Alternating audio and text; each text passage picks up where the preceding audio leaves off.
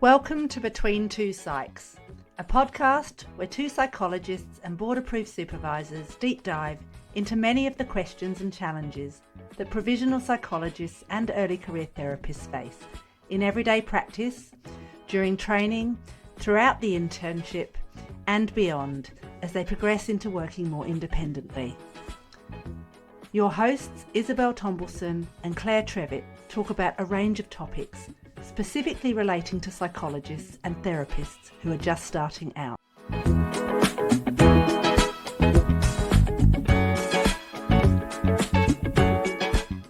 Morning! How good it is to be back. We are. So, Claire, we have had a bit of a hiatus, or I have had a hiatus for the last few months of this year with podcast recording. But you and I were both so committed and motivated to come back. And it is because we want to share some updates with everyone in the psychology profession.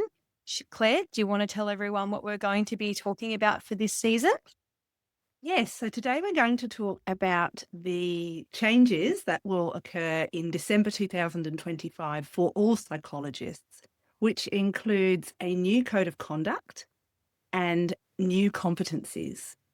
And for any provisional psychologists, this is also going to mean some changes to your internship plan and also some changes to the NPE curriculum. That's right. These are really big changes. It seems like AHPRA maybe purposely have updated the Code of Ethics and the competencies and the NPE curriculum all in the last couple of months of this year.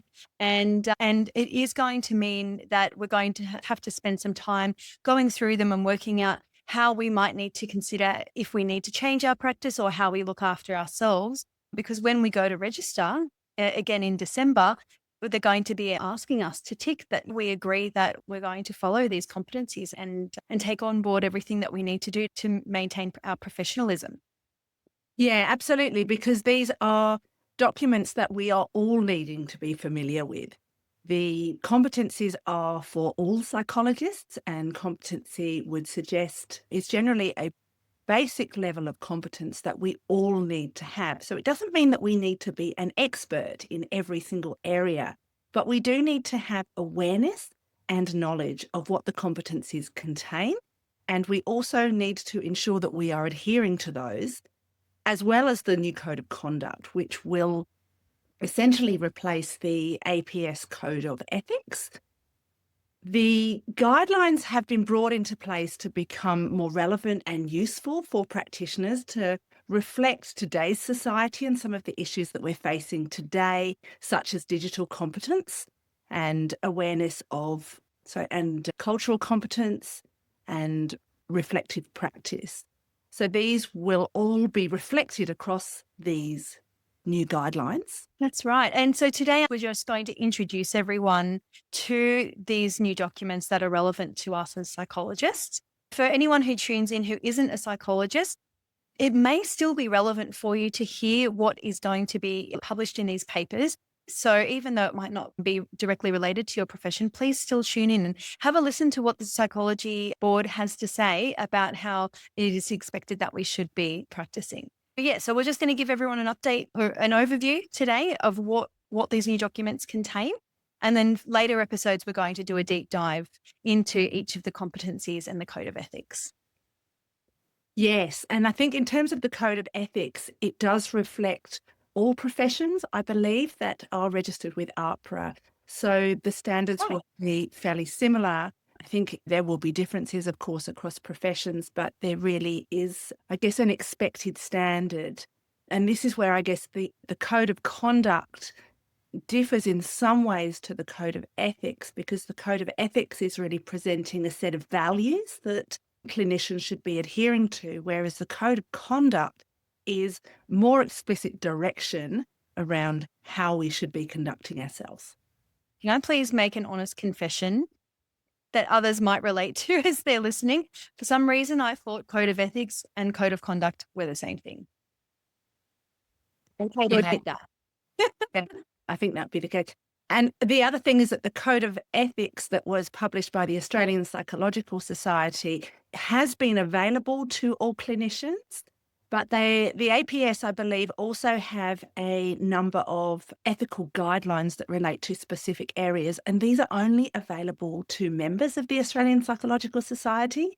And so AHPRA really needed to publish a set of guidelines that were available to all clinicians without needing to be a member of a particular society. So the board really needed to take this on so that this was available to all psychologists.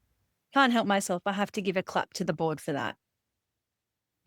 For those of you who are watching us on YouTube, you will have seen my little clapping hands there. Well, okay, let's give everyone an overview. What are we looking at in terms of the new competencies?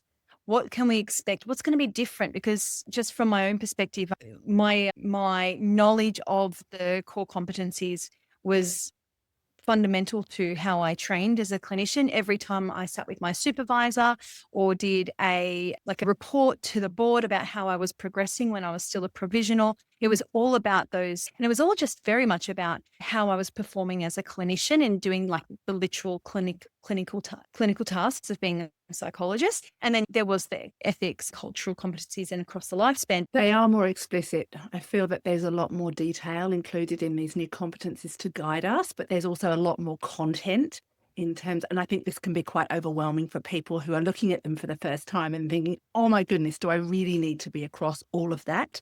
Ideally, most of us are across quite a lot of this already, and there may be some changes or some new learning that we may need to complete in order to bring our level of competency up to the required standard for all psychologists. And I just want to differentiate between being an expert in something or having extensive knowledge in something. It's not the same as having a basic level of competence and understanding.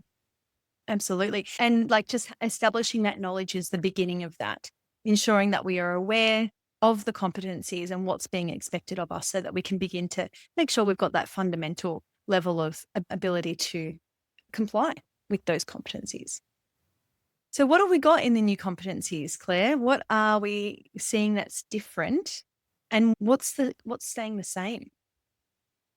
But I think a lot of the standards in terms of assessments and interventions and providing sort of evidence-based practice, that's fairly consistent. It is consistent with what we've been doing already.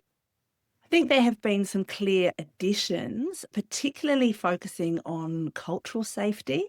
There is an entire competency that is focused on working with Aboriginal and Torres Strait Islander peoples. I'll say that again. There is an entire competency based on working with Aboriginal and Torres Strait Islander peoples. And there is such an emphasis on providing care that is culturally appropriate throughout the competencies.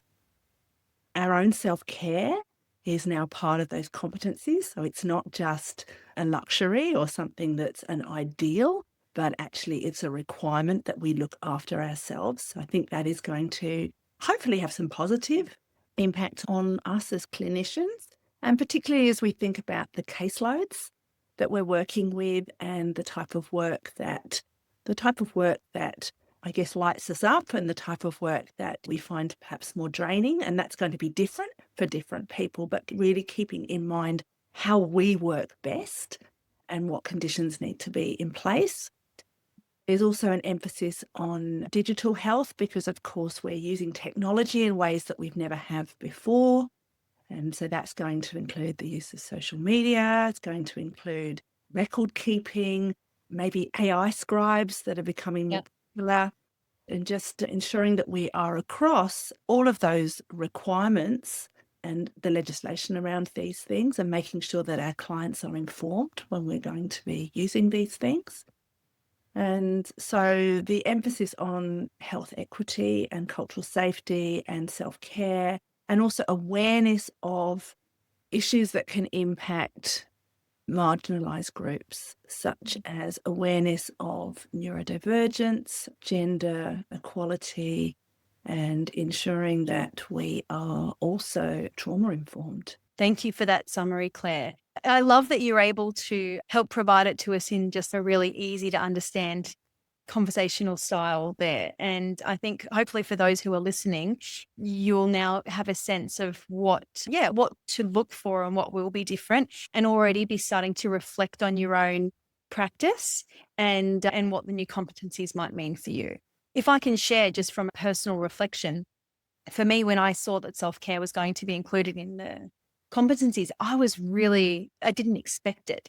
More of an emphasis on cultural competence and safe cultural practice and considering marginalisation and all of that. Yes, I expected that. But self-care, I was really pleased, but at the same time, I didn't expect it. And isn't that interesting that I didn't expect it? I just am thinking about, I guess, maybe the benefit of it being in the competencies is that there's a recognition that we might need to shift our culture around self-care a bit more. Yeah. And I think actually a lot of these new additions are going to be quite welcome by a lot of people. Even thinking about the things that we need to be aware of, I think being able to support marginalised groups of our clients and being able to, I don't know if that's right, being able to support clients in marginalised groups and communities and being trauma informed, I think is an absolute must. And that doesn't mean to say that, again, you need to be an expert in trauma and that all your clients will have had a complex trauma background, but many of our clients have had a trauma background, and we really need to be prepared to support these clients when they present to us, or be prepared to provide referral sources or awareness of services that would support these individuals. So it may not be that we are doing the work all of the time, but it's really about recognising the limitations of our own practice, or where we maybe need to brush up on our own skills. Do you have an example of that? Just you're a very experienced supervisor, and I just love to share with everyone, what would be an example of where a clinician, either newly registered, provisional, or even experienced, might need to brush up on their skills? Do you have any examples or experiences yourself of thinking about doing that? I think working with neurodivergent clients is probably a really good example. And so having an awareness of some of the challenges and also an awareness of what neuroaffirming care is really important. And so that, I think, is an area for professional development for all clinicians. However, we don't all need to be trained in assessing for neurodivergence. So we don't all need to have expertise, and we don't need to be the go-to person for this, but we do need to know how to support people in the moment, and also where we can go to provide some support for these people who really would need it. And if we are not the best clinician for that, doing the right thing and referring on and having that basic level of knowledge in the first place is going to help us do that. Thank you so much. That's a brilliant example of how we might need to brush up our skills, maybe do a little bit of CPD, attend a workshop here or there, online seminar, to help improve our understanding, awareness, and make us hopefully more affirming, or at least develop our skills in being more affirming. I can think of a number of examples where I've worked with consumers who have been neurodiverse, and I haven't had much experience. And I've purposely gone out and found some webinars that I could do just to help remind me, because of the population I work in, it just for some reason doesn't seem to be as maybe disclosed or overt or even diagnosed. I think that's quite a relevant example. Thank you, Claire.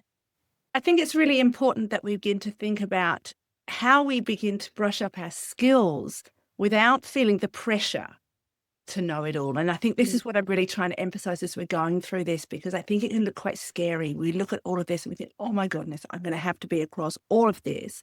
We do need to be aware of all of this, but we don't need to, commit to 300 hours of CPD in 2026 to feel that we are competent in our practice. Hopefully we won't need to do that.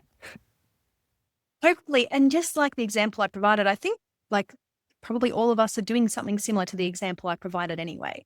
We've got that, we've been taught by our supervisors and the academics that we've been trained by to be reflective and to monitor and only practice within within our competency. And so I think that's quite an intrinsic thing that most of us will be doing. Maybe the updated competencies is just a way of putting it in black and white, that this is now what we want to formally say that this is what we expect of you. A question, what do you think this might mean, the new competencies might mean for provisional psychologists, so psychologists who are going through 5+1, psychologists who are going through one of the various masters? The competencies are going to change for all psychologists, including provisional psychologists. So come December 2025, we'll all be transitioning across. The 4+2 guidelines do have some changes already, one of them being to be observed working with a client who is Aboriginal or Torres Strait Islander, and which is a little bit of a difference. So I'm saying to people that I'm supervising at the moment, when you get these opportunities, please take up the opportunity, if possible, to start thinking about getting consent for recording sessions. So there will be some changes across the board. So the new 4+2 guidelines actually do reflect already. The 5+1 guidelines haven't been released yet. There were some advanced guidelines or draft guidelines, I believe, published earlier this year. These are undergoing a consultation process and to see what these changes will be. But I do believe that there will be some considerable changes to the 5+1 guidelines. But either way, we'll still need to, all of us, meet these competencies, which I think means supervisors in particular will need to be familiar with these competencies, because as supervisors, we are needing to ensure that others, not only ourselves, but others are also going to be meeting the requirements. That's right. And that's what inspired me to ask that question. I was just thinking about what it would be like to be in the shoes of a provisional psychologist now or in the future, and the new competencies, and then, of course, the new guidelines that will be updated to reflect those. When we're receiving supervision, ideally, the supervisor will be looking out for and wanting to discuss with us examples of how we are practicing within the competencies.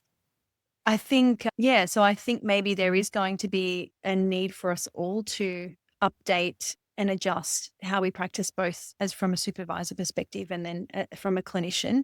And, if provisional psychologists are needing to access extra support or seek out information because maybe they're noticing that there's a mismatch in the information that they're getting through their supervisor or otherwise, I would encourage everyone to do that, just to help your learning experience as you're a provisional psychologist hopefully be met in the best way possible.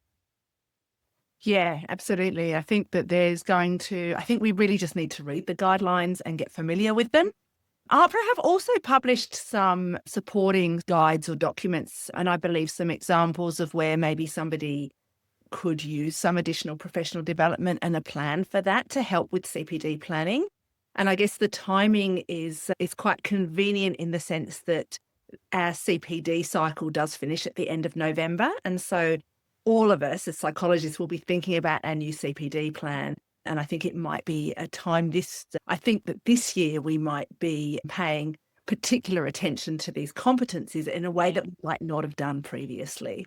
Most definitely. I would be encouraging everyone who's listening to definitely think about the new competencies with their new CPD plan from December onwards. And if anyone would like to listen to one of our previous episodes, Claire and I have covered how to do a CPD professional development plan for the year. And that was recorded earlier this year in season 3. Yes, it was called How to Create a Meaningful Learning Plan. Love that.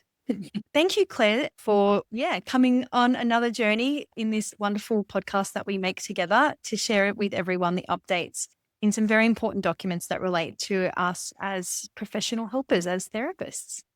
Yes, thanks, Isabelle. I think it was your idea to talk about these competencies, and I think it's very timely for our profession, and I think very important. So hopefully people are going to find this helpful. Yes, please remember to give us feedback, like the podcast, share the podcast with everyone that you know. It will help us to reach more people. Yes, it certainly will. And we'll look forward to seeing you again soon. Thank you for tuning in today. If you enjoyed this episode, please take a moment to leave us a 5-star rating. It really helps others find the show. And don't forget to follow us on Instagram at Between Two Psychs for more updates and resources. For more information and to explore everything we offer, head over to our website, betweentwopsychs.com.au. We appreciate your support and we'll see you next time.